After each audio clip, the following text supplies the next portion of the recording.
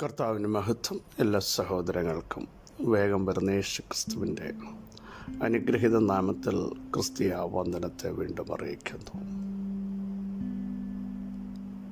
എല്ലാ കാലത്തും നമ്മുടെ കൂടെ ഇരിക്കുന്നൊരു ദൈവമുണ്ട്. ഓരോ സെക്കൻഡിലും ദൃഷ്ടിവെച്ച് അവിടുന്ന് ആലോചന പറഞ്ഞു തരും. ദൈവത്തിൻ്റെ വഴി തികവുള്ളത് എന്ന് 18-ാം സംഗീതം വായിക്കുന്നു. നമ്മുടെ വഴികളൊക്കെ പരാജയവും അപക്വമാകും. എന്നാൽ ദൈവത്തിൻ്റെ വഴി പെർഫെക്റ്റ് വഴിയാണ്. നീതിമാന്മാർ ദൈവത്തിൻ്റെ വഴിയിലൂടെ നടക്കും. ഒരശുദ്ധനും അതിൽ കൂടി കടക്കയില്ലെന്ന് ദൈവത്തിൻ്റെ പ്രവചന പുസ്തകത്തിൽ ശക്തമായി എഴുതിയിരിക്കുന്നത് നമുക്കറിവുള്ളതാണല്ലോ. ദൈവത്തിൻ്റെ വഴി പ്രിയരെ വിശുദ്ധ വഴിയാണ്. ദൈവത്തിൻ്റെ വഴി തികവുള്ള വഴിയാണ്. ദൈവത്തിൻ്റെ വഴി കുറവ് തീർന്ന വഴിയാണ്. അത് കൊടുങ്കാറ്റിലും സമുദ്രത്തിലും മരുഭൂമിയിലും വെളിപ്പെടുന്ന വഴിയാണ് ദൈവത്തിൻ്റെ വഴി, അല്ലേ? എല്ലാം അടയുന്നു എന്ന് ചിന്തിക്കുമ്പോൾ ഇപ്പുറത്ത് ദൈവത്തിൻ്റെ വഴി നമുക്ക് വേണ്ടി അവിടുന്ന് വെളിപ്പെടുത്തും. യോശുവ ജനത്തോട് പറയുന്ന പ്രസ്താവന, നിങ്ങൾ ഇതുവരെ ഈ വഴി പോയിട്ടില്ലല്ലോ. പോകാത്ത ചില വഴിയിലൂടെ ദൈവത്തിന് തൻ്റെ ജനത്തെ നടത്തേണ്ടതുണ്ട്. ഇതുവരെ കാണാത്ത ചില വഴികൾ, അറിഞ്ഞിട്ടില്ലാത്ത ചില വഴികൾ. നമുക്ക് തിരുവെഴുത്ത് പരിശോധിക്കുമ്പോൾ ദൈവം നേരത്തെ എന്തായി വഴി വെളിപ്പെടുത്താഞ്ഞത് എന്നൊരു ചിന്ത ഉണ്ടാവരുത്. കാരണം അല്ലെങ്കിൽ നമ്മൾ പറയും, ഞങ്ങൾക്ക് ഈ വഴി അറിയായിരുന്നു, ഞങ്ങൾക്കിതിനെപ്പറ്റി ഗ്രാഹ്യമുണ്ടായിരുന്നു, ഞങ്ങളുടെ മനസ്സിൽ ഇതുണ്ടായിരുന്നു.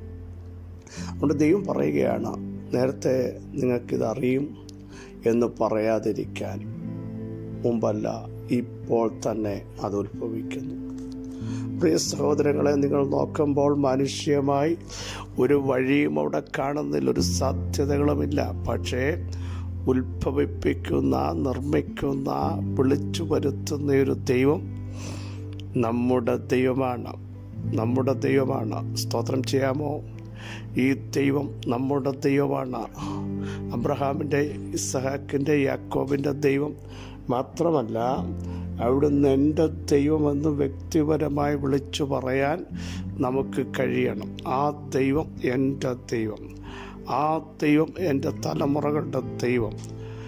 അതുകൊണ്ടാണ് മോശയുടെ ഒരു പ്രാർത്ഥനയിൽ മോശ പ്രാർത്ഥിച്ച പ്രാർത്ഥന, തൻ്റെ വേദനയുടെയും സങ്കടങ്ങളുടെയും നടുവിൽ താൻ പ്രാർത്ഥിച്ച പ്രാർത്ഥന, കർത്താവേ, നീ തലമുറ തലമുറയായി ഞങ്ങളുടെ സങ്കേതമായിരിക്കുന്നു, ഞങ്ങളുടെ ബലമായിരിക്കുന്നു എന്നാണ് പറഞ്ഞതിൻ്റെ അർത്ഥം. ഓരോ തലമുറ മാറിയാലും മാറാത്ത ഒരു ദൈവം ഞങ്ങളുടെ സങ്കേതമാണ്, ഞങ്ങളുടെ കോട്ടയാണ്, ഞങ്ങളുടെ ബലമാണ്.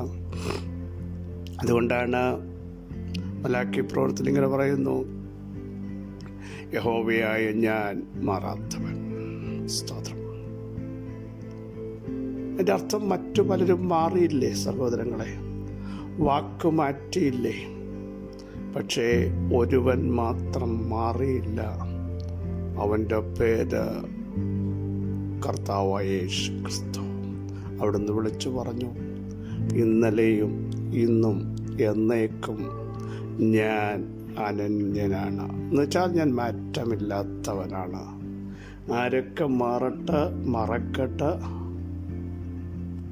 അഭിപ്രായങ്ങൾ പറയട്ടെ, എൻ്റെ കർത്താവ് മാറത്തില്ല.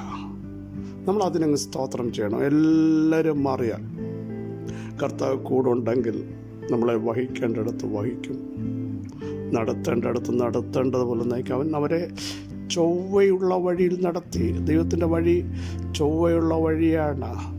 നമ്മുടെ വഴി നമുക്കിഷ്ടമുള്ള വഴിയാണ്. അതുകൊണ്ടാണ് വചനം പറയുന്നത്, നിൻ്റെ വഴികളല്ല എൻ്റെ വഴികൾ, നിൻ്റെ വിചാരങ്ങളല്ല എൻ്റെ വിചാരങ്ങൾ. ആകാശം ഭൂമിക്കുമീതെ ഉയർന്നിരിക്കുന്നത് പോലെ എൻ്റെ വഴികളും എൻ്റെ വിചാരങ്ങളും അത്യന്തം ഉയർന്നിരിക്കുന്നു. നമ്മുടെ വഴികൾക്ക് പരിധിയുണ്ട് പ്രിയരേ. പരിമിതിയുണ്ട്. നിൻ്റെ എല്ലാ വഴികളിലും യഹോവയെ നനയ്ക്കാൻ തിരുവെഴുത്ത് പറയുന്നു.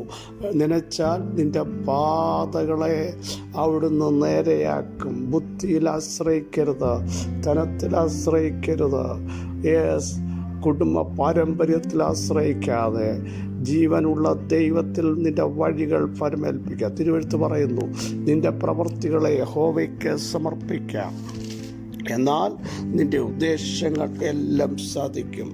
ആവർത്തന പുസ്തകം 2-ാം അധ്യായം 7-ാമത് വാക്യം. നിൻ്റെ ദൈവമായ യഹോവ നിൻ്റെ കൈകളുടെ സകല പ്രവൃത്തിയിലും നിന്നെ അനുഗ്രഹിച്ചിരിക്കുന്നു. ഈ മഹാമരുഭൂമിയിൽ നീ സഞ്ചരിക്കുന്നത് അവൻ അറിഞ്ഞിരിക്കുന്നു. ഈ 40 സംവത്സരം നിന്റെ ദൈവമായ യഹോവ നിന്നോടുകൂടെ ഇരുന്നു. നിനക്ക് യാതൊന്നിനും മുട്ട വന്നിട്ടില്ല. യഹോവ മോശയോട് അരുളി ചെയ്ത അരുളപ്പാടുകൾ വളരെ ശ്രേഷ്ഠമാണ്. ഏശാവിൻ്റെ ദേശത്തൂടെ നിങ്ങൾ പോകേണ്ടി വരും, സേരിലൂടെ. അവിടെ കടക്കുമ്പോൾ ഏശാവിൻ്റെ ശക്തികൾക്ക് നിങ്ങളെപ്പറ്റി ഭയം തോന്നും. അതുകൊണ്ട് നിങ്ങൾ യുദ്ധം ചെയ്യേണ്ട അവരോട്. അങ്ങനെയാണ് ദൈവത്തിൻ്റെ ആത്മാവ് അവിടെ എഴുതിയിരിക്കുന്നത്. അവൻ നിങ്ങളെ പേടിക്കും, ആകയാൽ ഏറ്റവും സൂക്ഷിച്ചു കൊള്ളാം. പ്രിയ സഹോദരങ്ങളെ, നമ്മൾ തിരിച്ചല്ലേ, നമ്മൾ ശത്രു ശക്തികളെ ഭയപ്പെടുകയാണ്. എന്നാൽ അങ്ങനെയല്ല. നമ്മൾ ഒരിടത്ത് ചവിട്ടുമ്പോൾ ആ ദേശത്ത് നമ്മൾക്കെതിരെ നിൽക്കുന്ന ശക്തികൾ നമ്മളെ ഭയപ്പെടണം. അതുകൊണ്ടാണ് രാഹാബ് പറഞ്ഞത്, നിങ്ങളെ പറ്റിയുള്ള ഭീതി ഈ ദേശത്തിൻ്റെ മേൽ വീണിരിക്കുന്നു. നിങ്ങൾ ആരാന്ന് ഞങ്ങൾക്ക് വ്യക്തമായി മനസ്സിലായി. അഭിഷേകമുള്ളതിനെ ദേശം പേടിക്കണം. പൈശാചിക മേഖലകൾ പേടിക്കും. പക്ഷെ നമ്മൾ ഭയപ്പെട്ട് പുറകോട്ട് വരികയില്ലേ? നോക്കൂ, ഇസ്രായേൽ നിര ഫിലിസ്തീയ ശക്തിയുടെ മുമ്പിൽ ഭയപ്പെട്ട് പുറകോട്ട് പോയപ്പോൾ ഒരു ബാലനായ ദാവീദ് ഭയപ്പെടാതെ ഫിലിസ്ത്യൻ്റെ നേരെ പാഞ്ഞെടുക്കുന്ന ചരിത്രം നമുക്കെല്ലാം അറിയാം.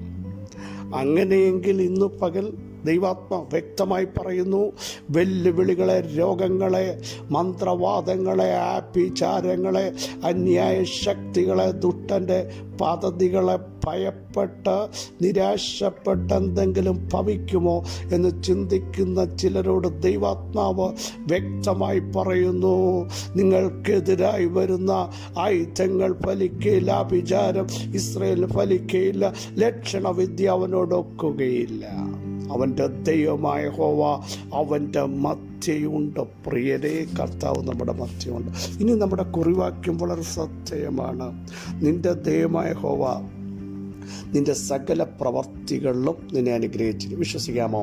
ഞാൻ തൊടുന്നിടം, ഞാൻ ചവിട്ടുന്നിടം, ഞാൻ പോകുന്നിടം ഇതുവരെ ശൂന്യമാണ്. എവിടെ ചെന്ന് തൊട്ടാലും പരാജയം, നിലനിൽപ്പ് അപകടത്തിലായി. പക്ഷേ ദൈവം എന്നെ അനുഗ്രഹിക്കാൻ പോകുക. എൻ്റെ സകല, നിങ്ങൾ വിശ്വാസത്തോടെ മൂവ് ചെയ്യൂ. അറച്ചു നിൽക്കരുത്. നിങ്ങളെക്കൊണ്ട് പറ്റില്ലെന്ന് പറയരുത്.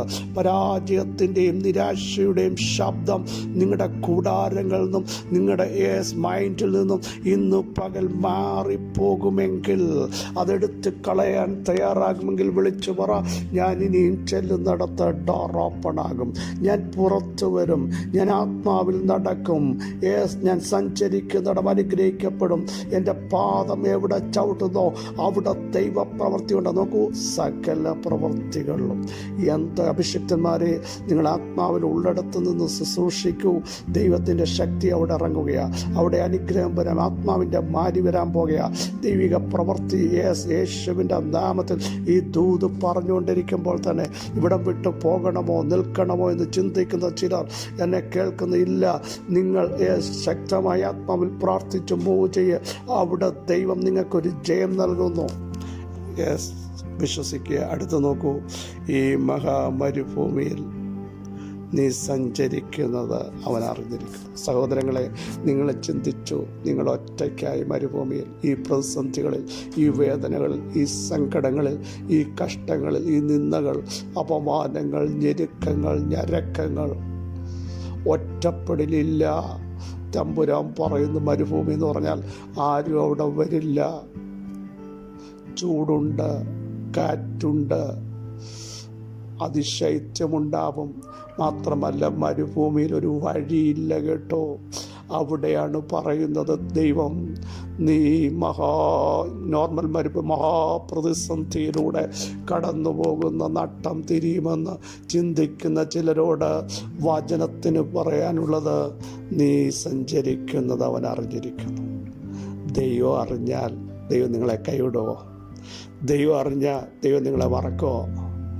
ദൈവം അറിഞ്ഞാൽ ദൈവം നിങ്ങളെ കാണാതെ അങ്ങ് തിരിച്ചു പോകുമോ? 38 സംവത്സരമായി ഒരുവൻ കിടക്കുന്നത് കണ്ടിട്ട് യേശു അവിടേക്ക് ചെന്നു. സ്തോത്രം. ആ കർത്താവ് ഇന്ന് പകൽ നീ നടക്കുന്നതും നീ പോകുന്നതും നീ ഫേസ് ചെയ്യുന്ന നിൻ്റെ വേദനകളും നിൻ്റെ ക്ഷീണങ്ങളും നിൻ്റെ ബലഹീനതകളും നിൻ്റെ തകർച്ചകളും ശിഥിലമായി പോയ നിൻ്റെ വിഷയങ്ങളെ കണ്ടിട്ട് പറയുന്നു, ഞാൻ അറിഞ്ഞിരിക്കുന്നു. അറിഞ്ഞാൽ ഞാൻ എഴുന്നേറ്റ് വരുന്ന ദൈവമാ, ഞാൻ വീര്യം പ്രവർത്തിക്കുന്നവനാ, ഞാൻ പണിയേണ്ടതിനെ പണിയുന്നവൻ. അടുത്ത് നോക്കൂ, ഈ 40 സംവത്സരം നിൻ്റെ ദൈവമായ യഹോവ നിന്നോട് കൂടെ ഇരുന്നില്ലേ? മരുഭൂമിയിലൂടെ നടന്നപ്പോൾ, ശത്രുദേശത്തൂടെ നടന്നപ്പോൾ ദൈവം മുമ്പേ നടന്നില്ലേ? അവർ നടുക്ക് വന്ന് നിന്നില്ലേ?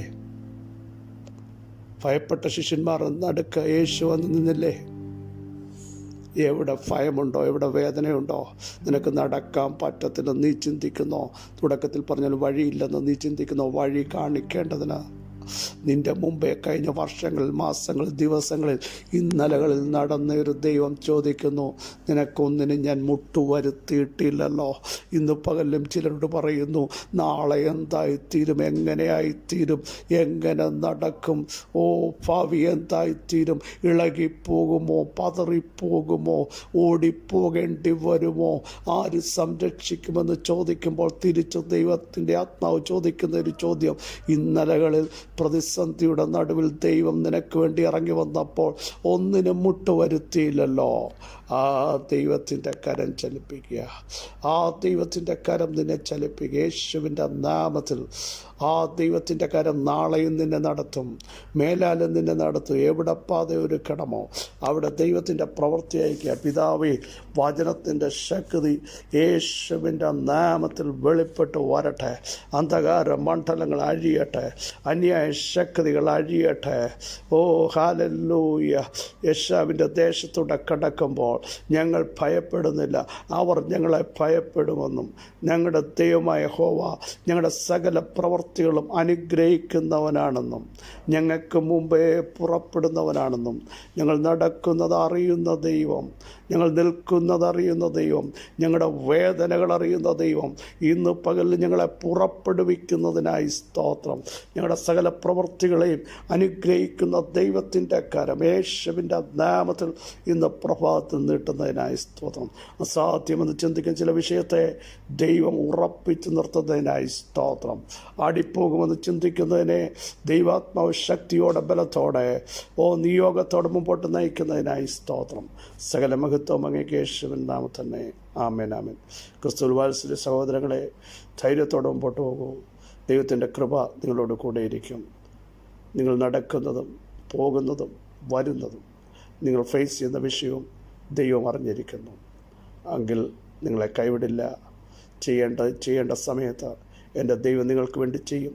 ഈ വചനങ്ങളാൽ അവിടെ സഹായിക്കട്ടെ. ക്രിസ്തേശുവിൽ നിങ്ങളുടെ സഹോദരൻ ബിജു മാത്യു.